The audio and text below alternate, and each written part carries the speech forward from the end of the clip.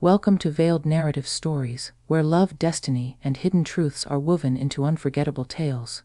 Today, we bring you a story of chance, secrets, and a kiss that changed everything. Amara never imagined her life would collide with that of Ethan Blackwell, the city's most untouchable billionaire. Their worlds couldn't have been more different. She was an ordinary girl working at a small art cafe, while he was the heir to an empire of luxury hotels. One stormy evening, Amara's cousin dragged her to a society wedding she had no interest in attending. The champagne flowed, the chandeliers glittered, and fate played its trick, when the bride fainted just before the ceremony. In the confusion, Amara was mistaken for her cousin, hurried down the aisle, and before she could protest, she was standing opposite Ethan Blackwell. Cameras flashed, vows were whispered. A contract signed by mistake became an unbreakable marriage in the eyes of the world. At first, Ethan wanted to annul it. But something about Amara unsettled him, her defiance, her warmth, the way she looked at him as though she wasn't dazzled by his wealth. And then came the secret kiss. Late one night, in the quiet of his private library, she tripped into his arms. His hand caught her waist, her breath caught in his chest, and for one stolen moment, their lips met. It was supposed to mean nothing, but it became everything. The kiss ignited a fire Ethan could no longer ignore. He began to see Amara not as an accident, but as the only truth he had ever known. Yet Amara guarded her own secret, one that could ruin everything, for that kiss had not been entirely accidental. She had known Ethan long before he knew her, and that night was the moment her hidden love finally surfaced. Now, caught between duty, desire, and destiny, the billionaire must decide: is Amara truly his accidental bride, or was she always meant to be the love of his life? The ballroom shimmered with golden light, its crystal chandeliers dripping brilliance like stars stolen from the heavens. Every surface gleamed, polished marble floors reflecting silk gowns, champagne flutes clinking like delicate bells, and violins weaving a melody so intoxicating it almost disguised the air of arrogance that lingered in the crowd. It was the kind of wedding only the elite could imagine, where wealth was not merely displayed but worshipped, and where every guest was both spectator and competitor in a silent contest of status. Amara had no desire to be there. She wasn't a socialite, nor was she particularly fond of the shallow laughter echoing across the hall. She had come only because her cousin insisted, begging her to stand in for her during the early hours of the ceremony while she slipped away to meet someone in secret. Amara, ever the loyal one, had agreed, never suspecting how that single decision would alter her life forever. She stood in a quiet corner, dressed in a gown borrowed from her cousin, a pale blush satin that skimmed her frame like liquid moonlight. Her hair was pinned with roses, her eyes lined softly, giving her an elegance she hardly recognized in herself. To the crowd she blended seamlessly into the world of wealth. To herself, she was still the girl who worked at a quaint art cafe, sketching in her free hours and dreaming of colors, not contracts. And then, chaos, a hush fell. The bride, a vision in white lace, suddenly swayed in front of the altar. Gasps rippled like waves through the hall. Someone shouted for water. Another rushed forward, but in the blur of panic, Amara felt hands on her shoulders, pulling her forward. A mistake, a terrible, irreversible mistake. Quick, stand here. An usher hissed, guiding her toward the altar. The cameras are rolling. Don't let the guests panic. Amara's breath froze. She tried to protest, to explain, but the music swelled again, and suddenly she was walking, every eye on her, every whisper slicing into her skin. And at the end of that long, gleaming aisle stood him, Ethan Blackwell, the billionaire. He was tall, his presence commanding without effort, dressed in a black tuxedo tailored so perfectly it seemed sculpted to his form. His gaze was sharp, cool as winter steel, and when it landed on her, Amara felt as though he could see every secret she had ever tried to hide. Ethan Blackwell was the kind of man people read about in magazines, ruthless in business, untouchable in society, and devastatingly handsome. And now, inexplicably, she was being thrust into his world, his life, his vow. The officiant's voice trembled but continued, perhaps fearing the wrath of the family if the ceremony collapsed. Words were spoken, vows exchanged, not from love, not from choice, but from a strange necessity born of spectacle and pride. Ethan's jaw tightened, but he played along, his arm steady, his face betraying nothing.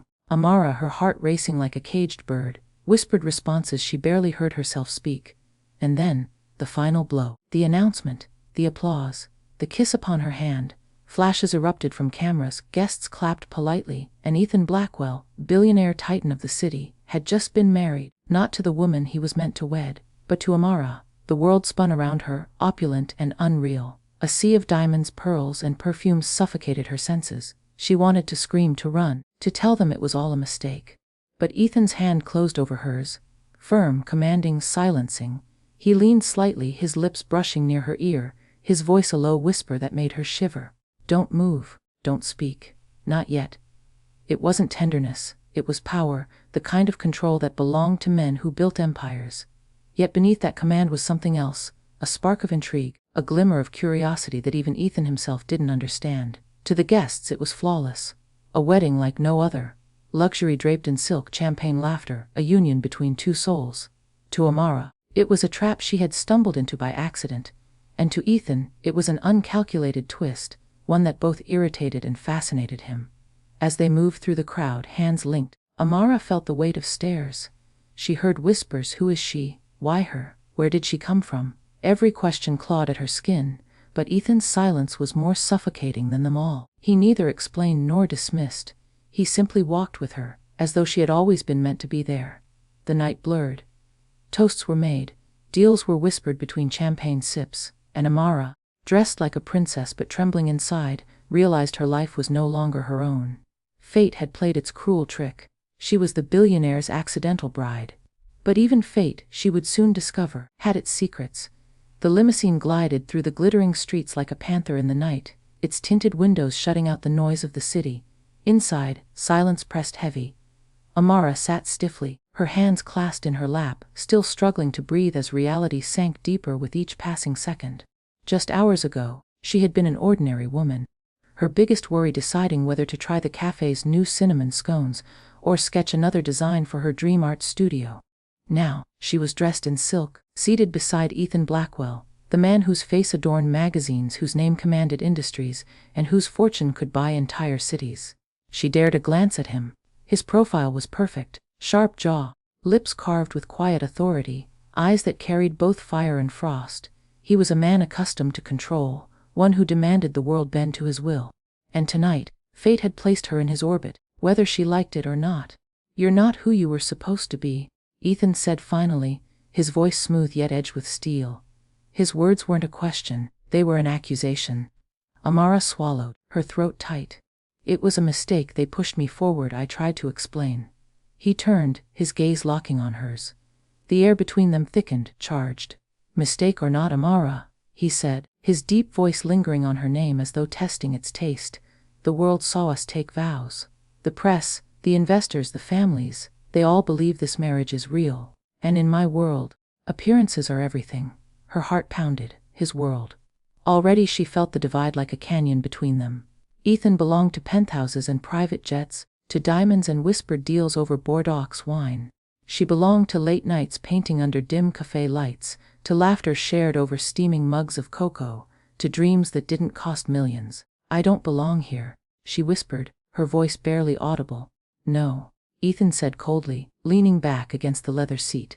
"You don't. But you're here now. And until I find a solution, you'll stay." The words cut, but beneath their cruelty was an undertone, a struggle even he seemed unaware of. He wanted to dismiss her, yet couldn't. Something about her unsettled him. She wasn't trembling in awe, nor was she seduced by his wealth. She looked at him not as the billionaire Blackwell, but as a man who had just as much to lose. The car slowed, and Amara's eyes widened as they approached a grand estate perched high above the city. The mansion was more than a home, it was a kingdom.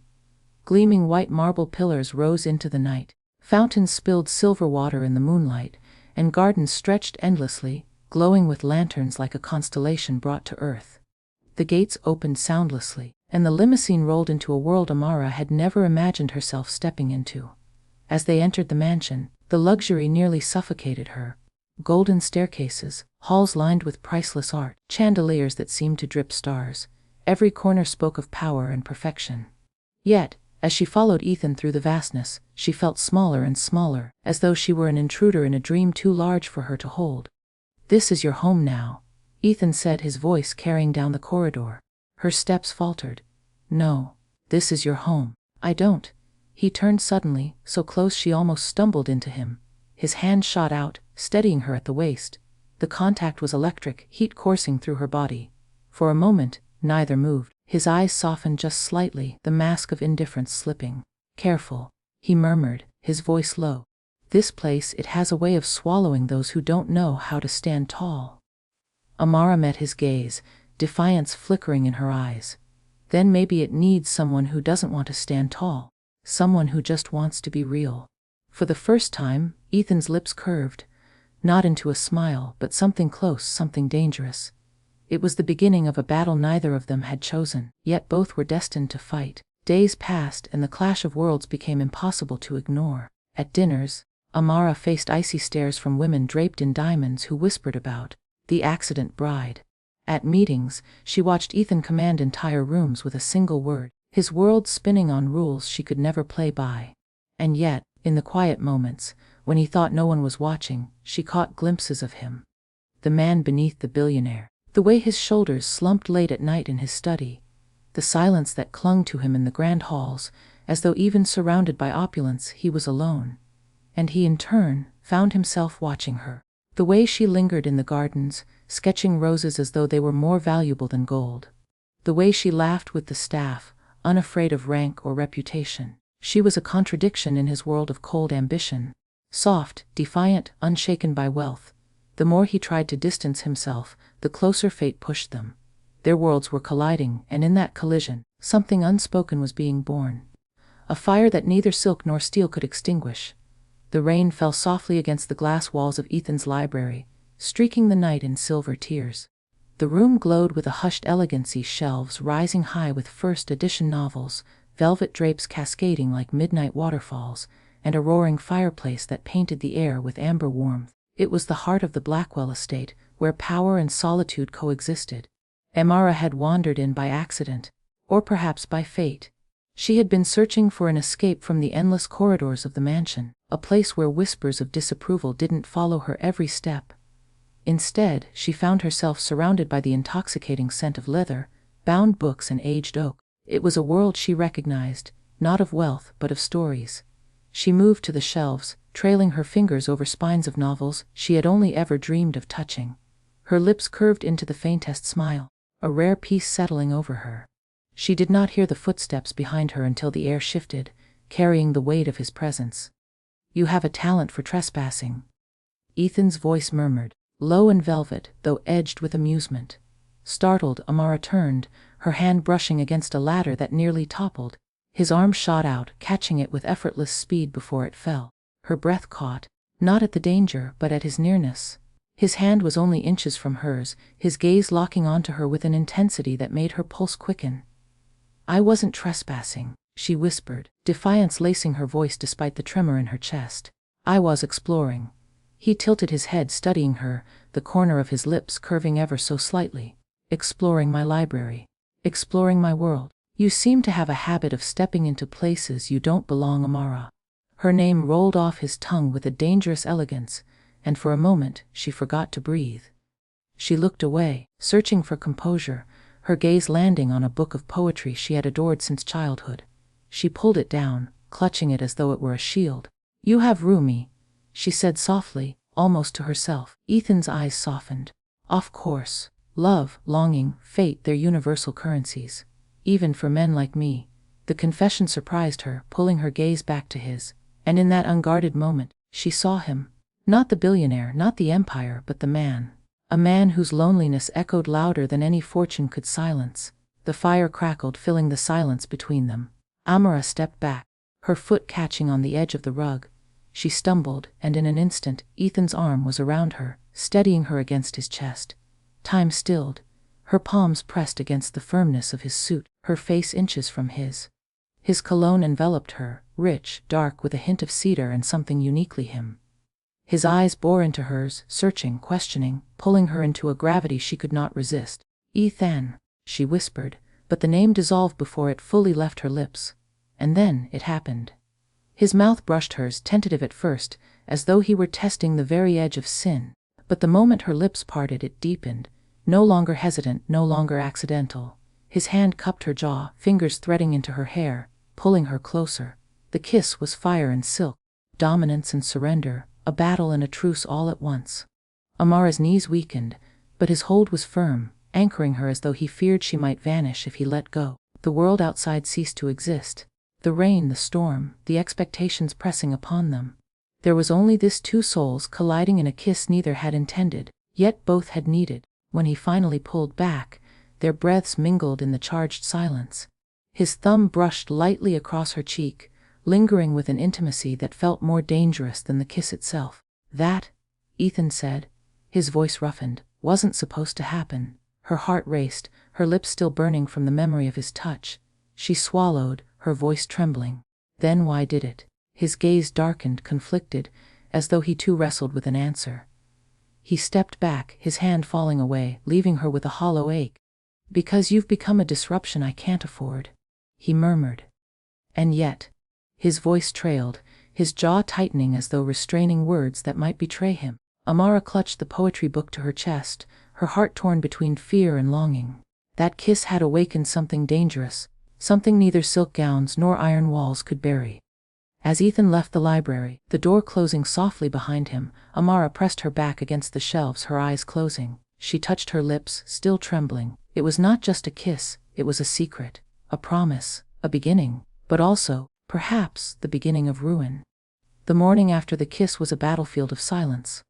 Ethan sat at the head of a long mahogany dining table, sipping black coffee from a porcelain cup rimmed in gold. Amara sat several chairs away, untouched breakfast laid before her, the distance between them not just physical but a chasm of unspoken words. The kiss had changed everything, and yet nothing. In Ethan's world, power was the currency. Love was weakness. Every decision, every alliance, every breath was calculated to maintain control. But last night in his library, control had slipped through his fingers, replaced by a fire he could neither extinguish nor deny. His gaze flickered toward her, sharp yet uncertain. Amara, dressed simply in a pale cream gown, looked like she belonged to another world entirely. She did not adorn herself in jewels or diamonds, yet somehow she outshone them all. Her defiance was subtle but powerful. She met his eyes, not with submission, but with quiet strength. The staff moved in and out, lowering their gazes, aware of the tension. Whispers had already begun in the household, the accidental bride, who had stolen the billionaire's composure. Finally, Ethan broke the silence. "This marriage is a contract," he said, his voice measured, though it carried the weight of thunder. "It holds value because it holds power. Do you understand what that means?" Amara set down her fork, her voice calm but steady. "It means appearances matter more than truth. It means I'm here to play a role, not to be myself." His jaw tightened. "It means," he corrected, leaning forward, "that your every move will be watched. By the press, by my partners, by enemies who would take any weakness and sharpen it into a blade. If you falter, it won't just ruin you. It will ruin me." The words should have frightened her. Instead, they lit a spark of rebellion. "And what about me, Ethan?" she asked softly, her eyes burning into his. "What about what I lose? My life, my voice, my freedom? Or does none of that matter because you have empires to protect?" For a moment, the mask slipped from his face. Something raw flickered in his eyes, regret, perhaps even longing, but it was gone as quickly as it appeared, replaced by the cold precision of the man who built kingdoms. "You knew what you were walking into," he said quietly. Amara rose from her chair, her silk gown brushing the floor like a whisper of defiance. "No," she said, her voice trembling with restrained fury. "I didn't. I walked into chaos and you turned it into a cage. I never asked to be your bride, Ethan. But I will not let you treat me as if I'm only a pawn in your game." Her words lingered in the air like lightning before a storm. Ethan's chest tightened. No one spoke to him like this. Not his board, not his rivals, not even the women who once clamored to share his bed. Yet this woman, accidental in every sense, challenged him without fear. And in that challenge, she became irresistible. That evening, an event awaited them, a gala at the Blackwell Hotel, filled with dignitaries, investors, and the kind of people who thrived on spectacle. As they entered, hand in hand, the crowd turned, eyes wide, whispers following them like a shadow. Ethan wore his armor well, a tailored suit, polished charm, the perfect mask of control. But Amara, she was radiant. Her gown shimmered like starlight, her hair pinned with delicate pearls, her poise rivaling that of queens. She smiled gracefully, but her eyes, those eyes told the truth.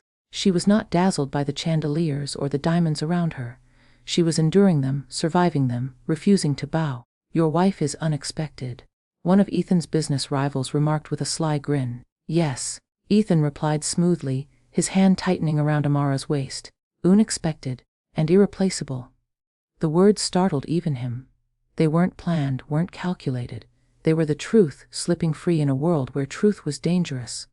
Amara turned her head toward him, surprise softening her expression.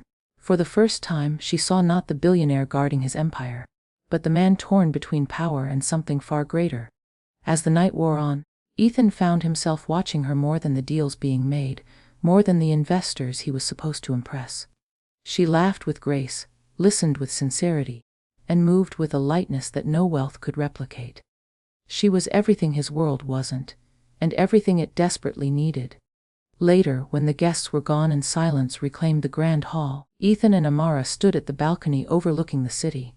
The lights below glittered like fallen stars, but Ethan saw only her. "This life," he said quietly, his hand brushing hers, "who demands sacrifices.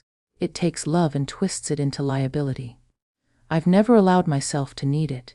He turned, his voice breaking through the walls he had built. "But with you, I find myself wanting what I swore I never would." Amara's breath caught. His confession was both a promise and a warning. Love between them would mean war. With his world, with his pride, with everything he had built. Yet, as the night wind curled around them, she reached for his hand, intertwining her fingers with his. "Then let it take everything," she whispered. "Because for once, power isn't enough. Not for you, not for me." And in that moment, the clash of love and power was no longer a battle to avoid. It was the storm that would define them. The city glittered beneath them, a sea of light stretching endlessly into the night, yet in the grand Blackwell penthouse, silence reigned.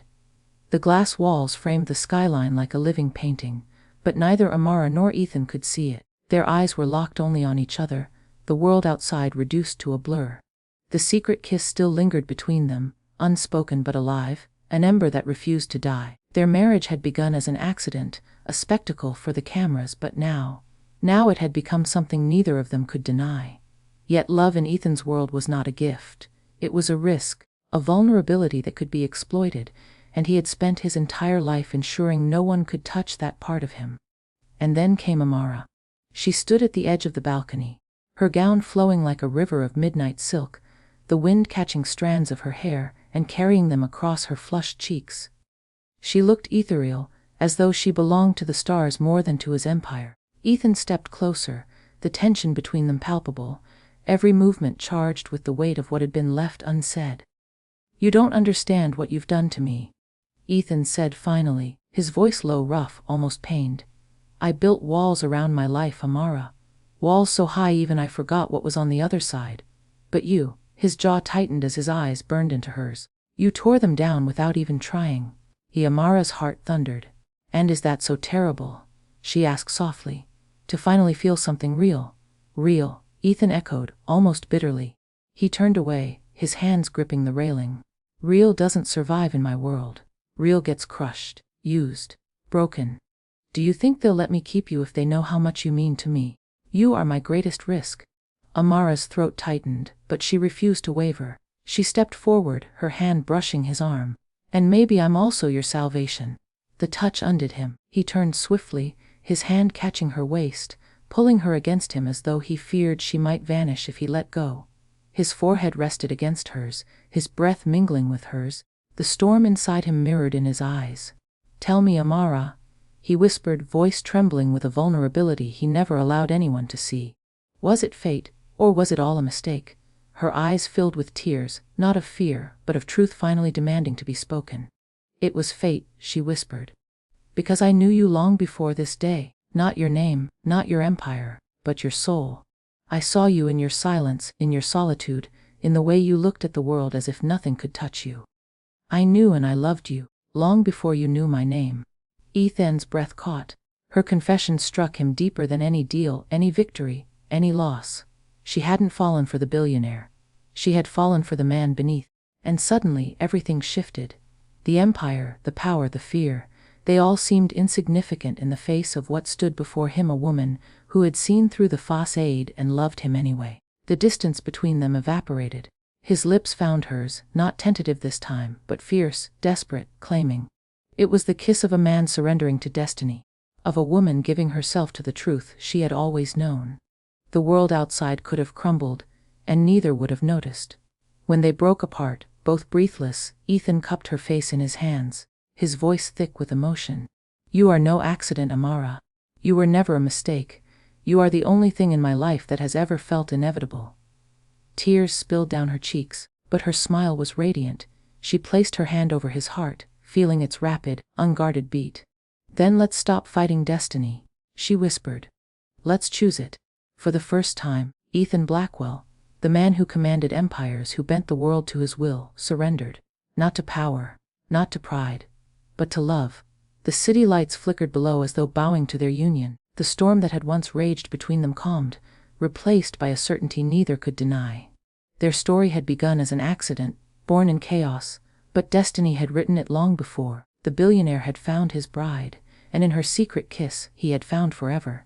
And so what began as an accident, a mistaken identity, a rushed vow, an unexpected union, revealed itself to be the quiet hand of destiny. Amara stepped into Ethan's world as though by chance, but in truth, she was the piece he never knew his empire was missing. Their journey was not without fire, a clash of power and love, of fear and longing, of secrets and truths. Yet through the storms of pride and the shadows of doubt, one undeniable truth emerged. Amara was never an accident, she was inevitable. In her quiet strength, she taught Ethan that power without love was hollow, and that the heart is not a weakness to be hidden, but the greatest empire a man can ever build. And in Ethan, Amara found not just a husband by fate, but a soul who had been waiting for her all along. The billionaire's accidental bride became his chosen forever. The secret kiss became their eternal promise. And destiny, once questioned, was finally embraced. This was the billionaire's accidental bride, and her secret kiss. Thank you for joining us on this unforgettable journey of love, fate, and passion here on Veiled Narrative Stories. If this tale touched your heart, don't forget to like, share, and subscribe for more stories where love conquers all, even the impossible.